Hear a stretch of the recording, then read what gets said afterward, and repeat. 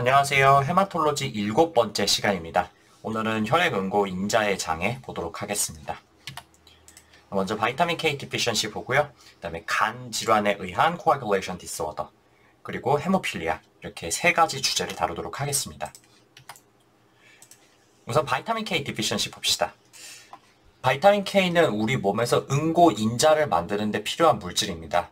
그래서 응고 인자 2번, 7번, 9번, 10번을 쓸 수 있는 형태로 만들려면은 카르복실레이션을 시켜줘야 되는데 이때 바이타민 K가 소모가 됩니다. 그런데 이제 응고 인자만 그런 게 아니고 항응고 인자 중에 프로틴 C랑 S라는 이제 응고를 오히려 방해하는 물질이죠. 이런 물질의 합성에도 관여를 한다는 게 좀 특이하네요. 그런데 이 바이타민 K가 한번 카르복실레이션을 해주고 나면은 못 쓰게 되는데 이걸 다시 쓸모있는 형태로 전환을 하는 능력이 간에 있습니다. 근데 이제 그 바이타민 K를 재활용할 수 있게 하는 거, 그거를 못하게 하는 게 와파린이죠. 그래서 와파린을 쓰면은 응고인자 2번, 7번, 9번, 10번을 합성하는 능력이 떨어지니까 혈액이 잘 굳지 않게 이렇게 되겠습니다. 그런데 이제 방금 전에 말씀드렸던 것처럼 응고인자만 그렇게 되는 게 아니고 프로틴 C랑 S, 그래서 항응고 인자까지 합성이 안 되게 돼요. 그러면 이제 와파린을 쓰면은 혈액이 잘 굳지 않게 되는 거는 기정사실이에요. 그죠? 그러면은 이것들은 별 영향이 없는 건가? 이제 항응고 인자가 없으면은 혈액이 오히려 잘 굳게 되는 거잖아요. 그죠? 근데 사실은 와파린을 쓰면은 요 위에 있는 응고 인자들보다 요 프로틴 C랑 S 요것들이 먼저 소모가 돼요. 그래서 초기 한 5일 정도는요, 오히려 스럼보시스가 증가하는 경향을 보이게 됩니다. 이제 옆에 보이시는 것처럼 이 피부 혈관 같은 곳에 스럼보시스가 생겨가지고 이제 스킨 네크로시스가 생기는 등 그런 문제가 있는데 이런 거를 이제 warfarin induced skin necrosis라고 하고요. 이것 때문에 지금 당장 스럼보시스가 있다. 근데 어쨌든 간에 그거를 해결하려고 와파린을 오래 쓸 예정이다. 그렇다면 그럴 때는 반드시 헤파린 브리징을 해줘야 된다는 거 알고 계실 겁니다. 그러면 바이타민 K가 결핍이 되는 원인은 뭐냐? 바이타민 K는 녹황색 채소에 많이 들어있다 이렇게 되어 있어요. 그래서 와파린 먹는 사람은요, 채소 먹는 양을 항상 일정하게 해야지 이걸 너무 늘렸다 줄였다 하면은 안 된다 이렇게 되어 있습니다. 그래서 어쨌든 야채를 너무 먹지 않는 사람, 이런 사람도 바이타민 K 디피션시 생길 수가 있고요. 일부는 장내 미생물총, gut flora에 의해서도 합성이 된다 그래요. 그래서 이것도 우리 몸으로 흡수가 됩니다. 네, 시험에 가장 잘 나오는 바이타민 K 결핍은요, 신생아의 바이타민 K 결핍입니다.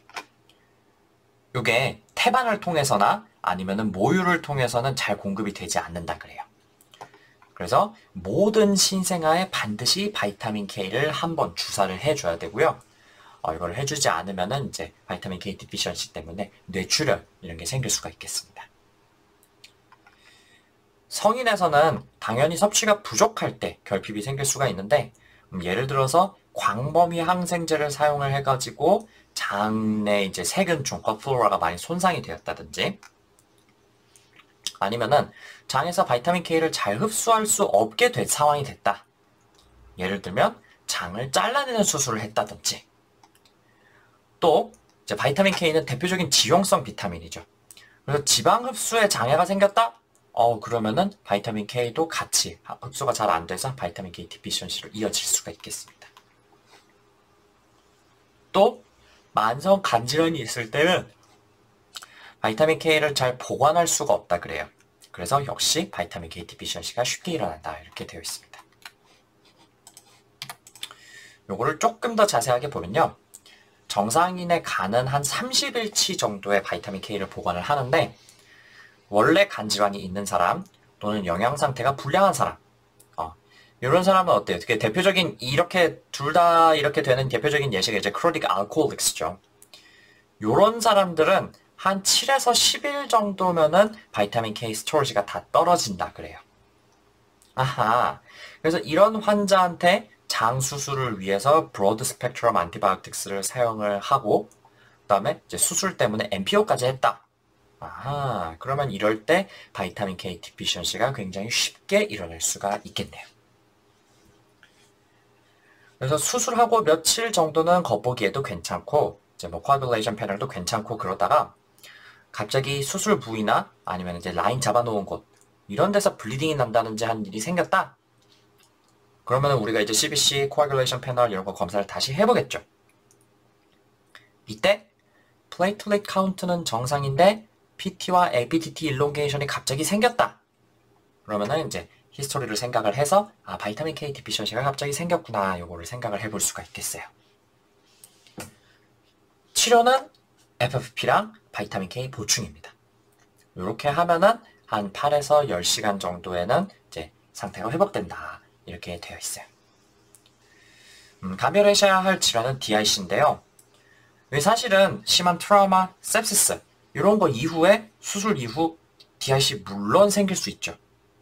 이때 coagulation 팩터가 소모되면서 블리딩도 물론 생길 수가 있고요. 근데 DIC 같은 경우는요, 일단 플레이틀릿 카운트도 같이 떨어져요. 그래서 이제 바이타민 K 디피션시는 플레이틀릿은 정상이다. 일단 그게 차이점이고, 무엇보다도 DIC는 이제 전신에 염증이 갑자기 증가하면서 그게 트리거링이 되는 경우가 많기 때문에 전반적으로 환자의 상태가 굉장히 안 좋아집니다. BP가 떨어진다든지 하트레이트가 갑자기 확 오른다든지 이런 바이탈이 흔들리는 모습을 보일 거예요. 그런데 플레이틀릿 카운트가 만약에 정상이면서 PT, APTT 일롱게이션만 있고 IV 라인 블리딩만 있다. 그 정도라면은 그냥 이제 그리고 바이타민 K 디피션시가 생길 만한 그런 히스토리컬 피처가 있다. 그러면은 이제 DIC부터 생각하기보다는 바이타민 K 디피션시를 생각하는 게 조금 더 합리적인 접근이겠네요.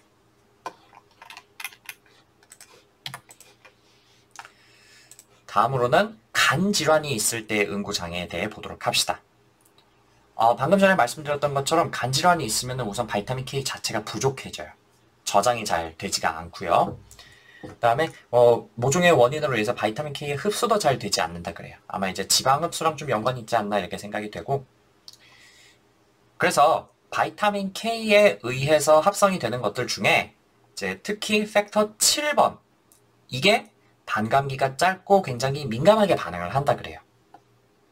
이제 팩터 7번 같은 경우는 extrinsic pathway에 유일하게 관여하는 팩터이기 때문에 요거는 이제 프로트롬빈 타임으로 확인을 할 수가 있죠.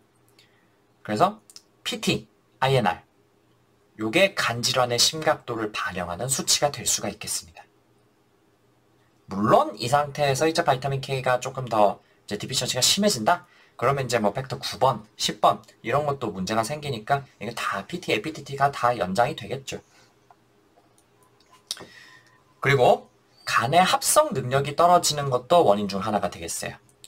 그래서 이제 팩터 7번을 제외한 나머지 응고인자들은 다 간에서 합성을 하기 때문에 그런 것들이 다 이제 떨어져가지고 전반적으로 그 응고가 잘 되지 않는데, 이 팩터 8번 같은 경우는 간 외에 이제 vascular endothelium에서도 생산이 될 수가 있어요. 그래서 8번은 비교적 수치가 덜 떨어지는데 나머지는 다 떨어진다. 거기에다가 이제 안티트로핀 3, 프로틴 C, S 이런 항응고 인자들도 간에서 합성을 해야 되기 때문에 그것도 다 떨어지게 되겠습니다. 마지막으로 리버 시로시스가 있으면은 이제 포럴 하이퍼텐션이 생기죠. 그래서 스플레노메갈리가 생기는데 이렇게 되면은 혈소판이 거기다가 고이죠. 그래서 거기 이제 고여 있으니까 이제 RBC랑 플레이트를 이렇게 고여가지고 멀쩡한 것들도 그러면은 고여 있다 보면은 자꾸 스플레인에서 파괴가 되거든요. 그래가지고 스롬보사이토페니아도 생기고 아네미아도 같이 동반이 될 수가 있겠습니다. 그러면 이때 생길 수 있는 검사 결과로는 당연히 트롬보사이토페니아 때문에 블리딩 타임이 연장이 될 거고요. 그 다음에 PT, APTT도 연장이 될 겁니다. 그런데 이 중에서는 PT 일롱게이션, INR의 상승, 요게 블리딩의 리스크를 조금 더 직접적으로 대변한다 그래요. 왜냐면은 이제 팩터 7번에 의한 extrinsic pathway가 지혈 기능에 조금 더 중요하다 그럽니다. 그래서 이제 블리딩 타임도 길어지고 이제 PT, APTT도 길어진다. 그러면은 여기까지 보면은 이게 DIC랑 구별을 어떻게 하냐? 이 랩은 DIC랑 굉장히 비슷하지 않냐? 이렇게 생각하실 수가 있는데 파이브리노제는 보통 정상이라 그래요. DIC가 되면은 파이브릴 노젠도 소모를 급격하게 하면서 파이브릴 노젠이 떨어지고, 그다음에 이제 파이브린과 파이브릴 노젠을 분해한 산물인 FDP, D다이머 이런 것들이 상승하거든요. 이제 그러면 이제 파이브릴 노젠이 소모가 되었다. 그래서 이제 그때 이제 DIC가 생겼다 이렇게 생각할 수가 있겠는데, 요 이제 간질환에 의한 코아귤레이션 디스오더에서는 파이브릴 노젠, FDP, D다이머 이런 거는 다 정상으로 나오는 것이 좀 차이점이 되겠습니다. 치료는 기본적으로는 FFP 보충. 여기에는 모든 응고인자들이 다 들어있기 때문에 이게 이제 가장 중요한 치료가 되겠고요. 만약에 파이브릴 노젠이 100 미만으로 떨어졌다. 이제 그럴 일은 잘 없지만, 그렇게 되면은 그때는 크라이오 프레시피테이트까지 같이 줘야 됩니다.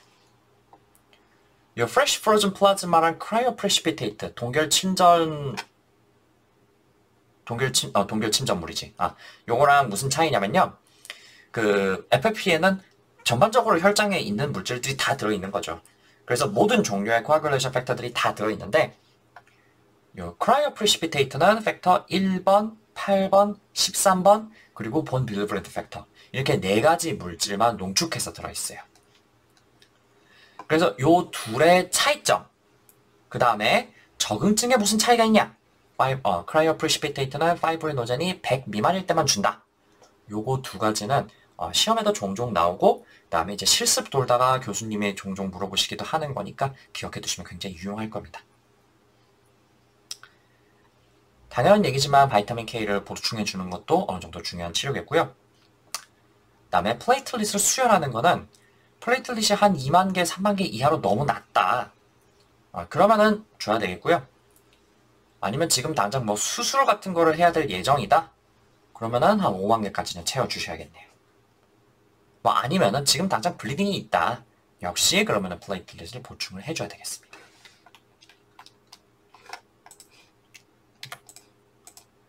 마지막으로 우리 혈우병 다루고 마치도록 하겠습니다. 혈우병은 혈액 응고인자에 장애가 있는 건데요. 가장 흔한 것은 팩터 8번에 문제가 생기는 헤모필리아 A. 그 다음에 굉장히 드문 것으로 팩터 9번에 문제가 생기는 헤모필리아 B도 있어요. 다른 말로 이제 크리스마스 디지즈라고 하고요.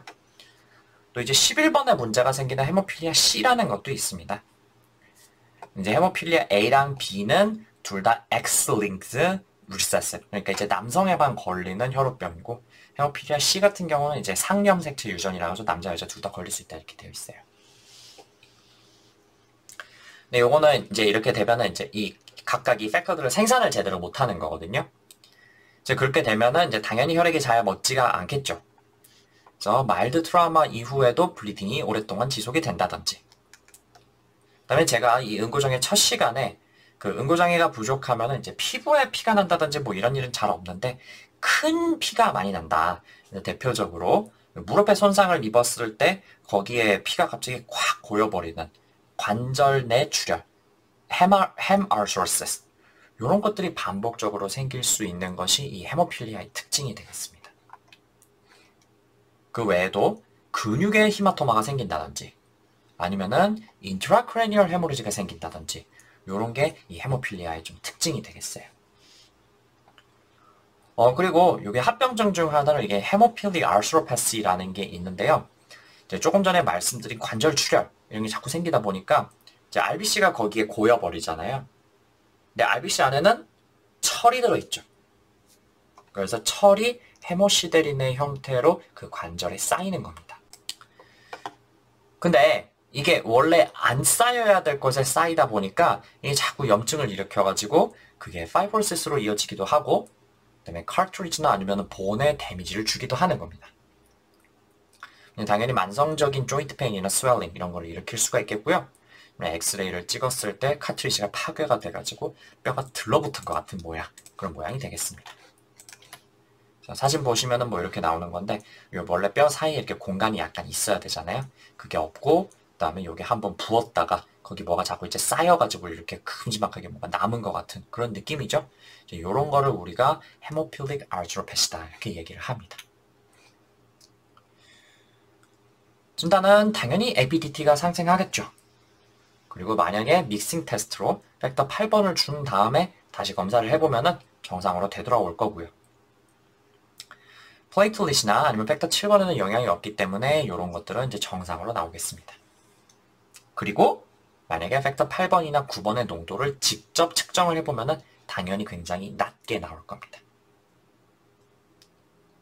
신혼은 부족한 팩터를 보충해주면 돼요. 그래서 이제 가장 흔한 헤모필리아 A 같은 경우는 8번을 보충을 해주겠죠. 근데 이게 사실 이 환자의 면역계 입장에서는 원래 몸에 없던 게 들어오는 거잖아요. 그래서 한 25% 정도의 환자에서는 이 보충해준 이 팩터들을 foreign antigen으로 인식을 해가지고 안티바디를 형성을 해버린다는 겁니다. 그러면은 팩터를 보충을 해줘도 금방 소모가 되고 recurrent한 bleeding이 생겨버리겠죠. 당연한 얘기지만 이때는 믹싱 테스트를 해도 LPTT가 정상으로 잘 되돌아오지는 않을 거예요. 이럴 때는 팩터 7번이나 아니면은 프로스롬빈 컴플렉스 이런 걸로 보충을 해가지고 모자란 팩터가 있더라도 혈액 응고가 잘 될 수 있도록 해주는 그런 방법을 사용해야 되겠습니다. 자, 그러면 오늘 이렇게 혈액 응고 인자의 장애 간단히 봤는데 별 내용 없고 좀 쉽죠? 그래서 문제가 몇 문제 또 없어요. 그래서 좀 풀어보시고 그다음에 다음 시간에는 응고장애 마지막 시간인데 혈관벽 장애 그리고 DIC 이렇게 보도록 하겠습니다. 그러면 다음 시간에 뵙겠습니다. 감사합니다.